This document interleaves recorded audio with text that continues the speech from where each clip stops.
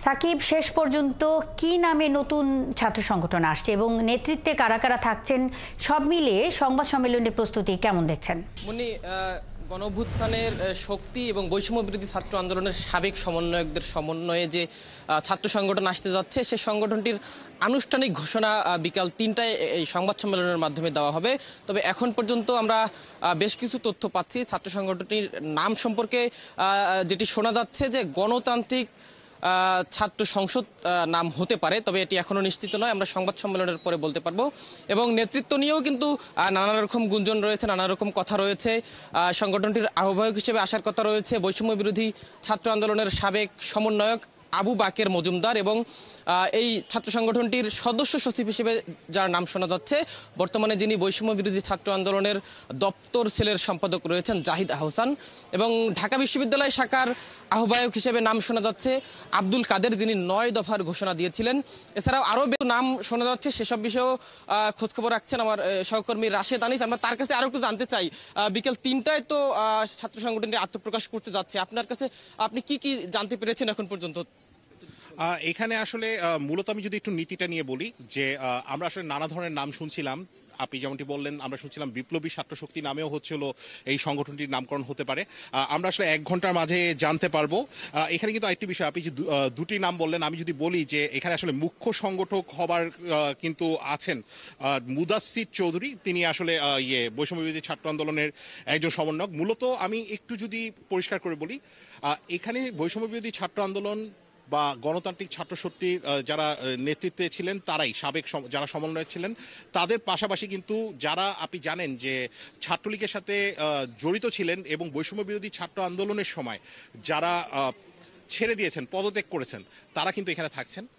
ইসলামী ছাত্র শিবিরের সাথে নানা সময় যারা যুক্ত ছিলেন কিন্তু কোনো নেতা ছিলেন না, তারাও কিন্তু এখানে থাকছেন। তাদেরকে নিয়েও কিন্তু হচ্ছিল দল সংগঠিত হচ্ছে, এবং বিভিন্ন হলে যখন হচ্ছিল ছাত্ররা থাকেন তখন হচ্ছিল বাধ্যতামূলক ছাত্রলীগের বিভিন্ন কর্মকাণ্ডে আসলে হতে হয়, মানে জড়িত হয়ে যেতে হয়।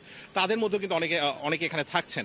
আমি যদি একটু ঢাকা বিশ্ববিদ্যালয়ের কথা বলি, ঢাকা বিশ্ববিদ্যালয়ের যে শাখার আহ্বায়ক তিনি কিন্তু হতে যাচ্ছেন হচ্ছে আব্দুল কাদের। আপনি জানেন যে বৈষম্য বিরোধী ছাত্র আন্দোলনের সময় ৯ দফা যে কর্মসূচি রয়েছে, সেই ৯ দফা কর্মসূচি দিয়ে কিন্তু তিনি আলোচনায় এসেছিলেন, এবং এখানে কিন্তু আসলে সমন্বয়ক বা হচ্ছে সদস্য সচিব যিনি হবেন, তারা কিন্তু আসলে ছাত্রলীগের সাথে আগে জড়িত ছিলেন, কোনো নেতা পোস্টে কিন্তু সেভাবে ছিলেন না। মহির আলম এবং হচ্ছিল লিমন মাহফুজ, এদের মধ্যে থেকে যে কোনো একজন হবেন সদস্য সচিব, এবং যিনি হবেন না তিনি কিন্তু মুখ্য সংগঠক, ঢাকা বিশ্ববিদ্যালয়ের মুখ্য সংগঠক হবেন। আমি যদি নীতিটা একটু স্পষ্ট করে বলি, ওনারা আসলে যেই নীতিতে যাচ্ছেন সেটি হচ্ছে স্টুডেন্ট ফার্স্ট, বাংলাদেশ ফার্স্ট। এই নীতির মাধ্যমে কিন্তু ওনারা আসলে যাবেন, এবং তাদের আসলে লক্ষ্য হচ্ছে ছাত্র নাগরিকদের স্বার্থ বাস্তবায়ন করা। বেশ কিছুদিন ধরেই, সাকিব আপনি জানেন যে বেশ কিছুদিন ধরেই কিন্তু আসলে এই যে দলটি আসবে, আত্মপ্রকাশ ঘটবে ছাত্র সংগঠনটির, সেটি কিন্তু আলোচনায় ছিল। সময়টি ছিল না ২৬ তারিখ, এখন কিন্তু সময় আছে। তারা কিন্তু কোনো লেজুর ভিত্তিক কোনো রকমের কোনো কর্মকাণ্ড করবেন না। তারা আসলে নেতা নির্বাচন করতে চান গণতান্ত্রিক প্রক্রিয়ায়, সেভাবে কিন্তু আসলে নেতা নির্বাচন করতে চান। সাকিব, মুন্নি, রাশেদ যেটি বলছিলেন যে আসলে কার্যক্রম স্থগিত হওয়া গণতান্ত্রিক ছাত্র শক্তির নেতারা যেমন এই সংগঠনে থাকছেন, পাশাপাশি কিন্তু জুলাই গণঅভ্যুত্থানে বিভিন্ন রাজনৈতিক সংগঠন থেকে যারা অংশ নিয়েছিলেন, ছাত্র শিবির, ছাত্রলীগ থেকে শুরু করে ছাত্রলীগ, অর্থাৎ ছাত্রলীগ থেকে যারা পদত্যাগ করেছিলেন জুলাই আন্দোলনের সময়, তারা যেমনটি রয়েছেন তেমনি কিন্তু সাধারণ শিক্ষার্থীদের উপস্থিতিও এই ছাত্র সংগঠনে থাকবে বলে আমরা বিভিন্ন সূত্রে জানতে পারছি। আরেকটি বিষয় জানিয়ে রাখি, বৈষম্য বিরোধী ছাত্র আন্দোলনের ভেরিফাইড ফেসবুক পেজে কিন্তু নিশ্চিত করা হয়েছে যে বিপুল পরিমাণের নারী সদস্যদের উপস্থিতিও কিন্তু এই ছাত্র সংগঠনে থাকছে। আমরা বেশ কিছু নামও ইতিমধ্যে জানতে পেরেছি, এবং শীর্ষ পদগুলোতেও বেশ কয়েকজন নারীর থাকার সম্ভাবনা রয়েছে। এবং আপাতত ঢাকা বিশ্ববিদ্যালয় এবং কেন্দ্রীয় কমিটি ঘোষণা করা হবে, পর্যায়ক্রমে সারা দেশের বিভিন্ন ক্যাম্পাসগুলোতেও কমিটি ঘোষণা করা হবে। তো বিকাল ৩টায় সংবাদ সম্মেলন হলে আমরা হয়তো বাকি খবরাখবর নিয়ে আবারও আপনার সঙ্গে যুক্ত হতে পারবো।